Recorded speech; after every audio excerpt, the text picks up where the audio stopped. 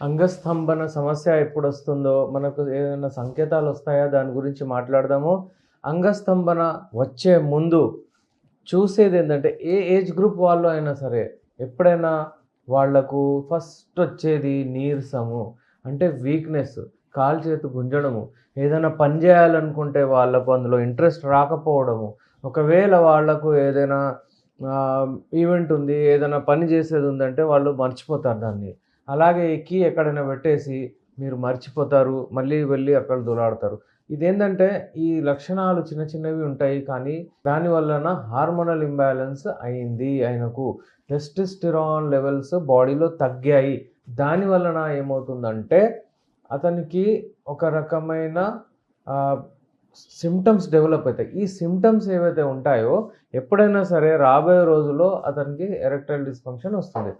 ఇప్పుడు erectile dysfunction రాకముందు ఎన్ని నెలల పాటు ఇలా ఉంటుంది? అంటే ఈ నీరసం ఉన్న తర్వాత గూడా అంటే అప్పుడప్పుడు ఏదేదో మర్చిపోతూ ఉంటారు గదా! అప్పుడు అది ఇంకోటేంటంటే ఎప్పుడైనా సరే చెమటలు ఎక్కువ రావడం గానివ్వండి, స్ట్రెస్ లెవెల్స్ అంటే మేనేజ్ జేయలేకపోతారు.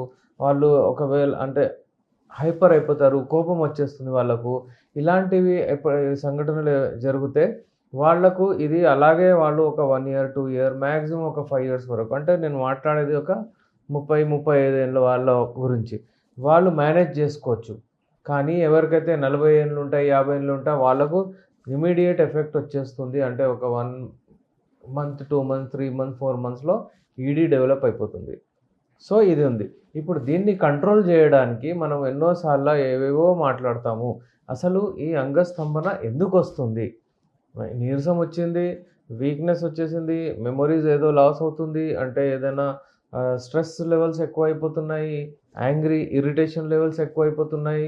ఇవన్నీ ఏంటంటే ఈడీకి సంకేతాలు. కానీ ఎందుకవుతుంది? బాడీలో ఏ కెమికల్స్, ఏ హార్మోన్స్ ఏమవుతుందో దాని గురించి కూడా నేను చెప్పేస్తాను. ఎందుకంటే నార్మల్లీ హార్మోన్సే మన బాడీలో మంచిగా మనము ఉండేటట్టు, మన మైండ్ స్టేబుల్ ఉండేటట్టు చూస్తాయి.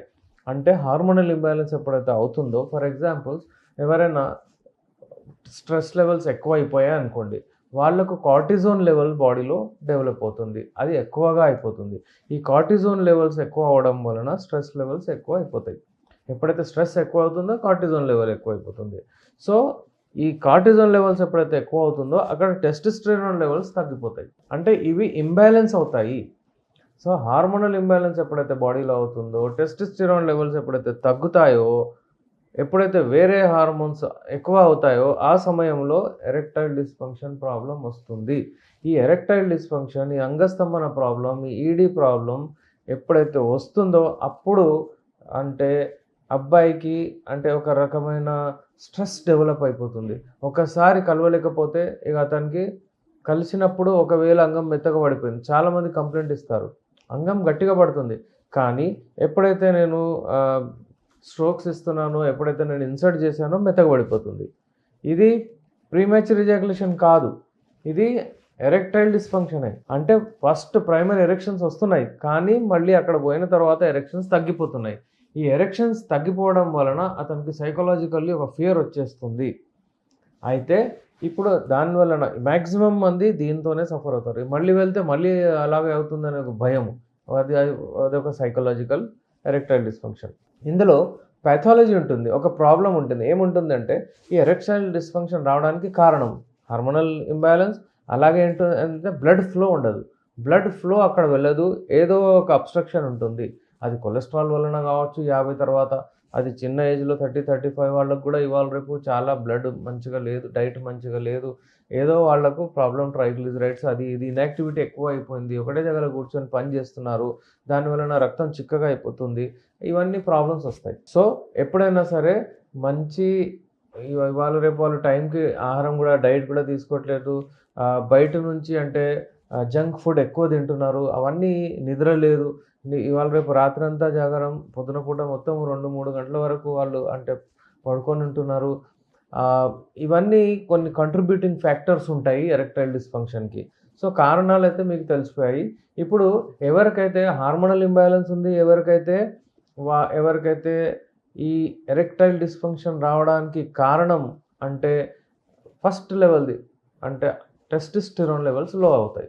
ఇప్పుడు ఈ టెస్టోస్టెరాన్ లెవెల్స్ లో అయిపోతే దానికి బూస్ట్ చేసడానికి మనం డ్రై ఫ్రూట్స్ వాడతాము. ఈ డ్రై ఫ్రూట్స్ ఏమైతే ఉంటాయో అందులో ఒమేగా రిచ్ ఫ్యాటీ యాసిడ్స్ ఉంటాయి.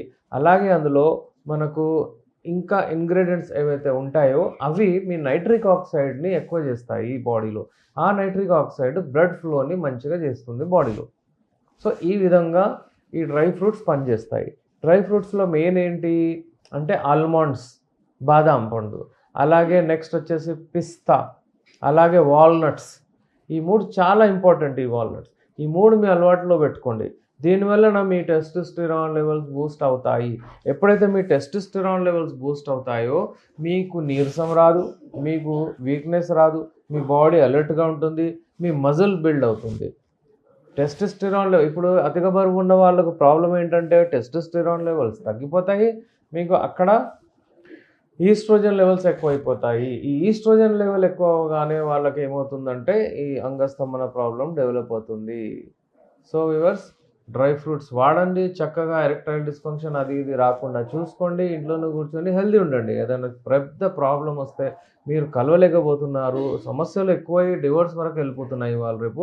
అలా ఏదైనా ఉంటే నేను మీ doctor SA Rahman, MD Unani, Nampally, Hyderabad నుంచి మీరు కాంటాక్ట్ అవ్వచ్చు. ఆన్‌లైన్ అపాయింట్మెంట్ తీసుకోవచ్చు. పల్లెటూరులో ఉన్నవాళ్ళు మీరు మాట్లాడి మాతో కొరియర్ ద్వారా మెడిసిన్స్ తెప్పించుకోవచ్చు.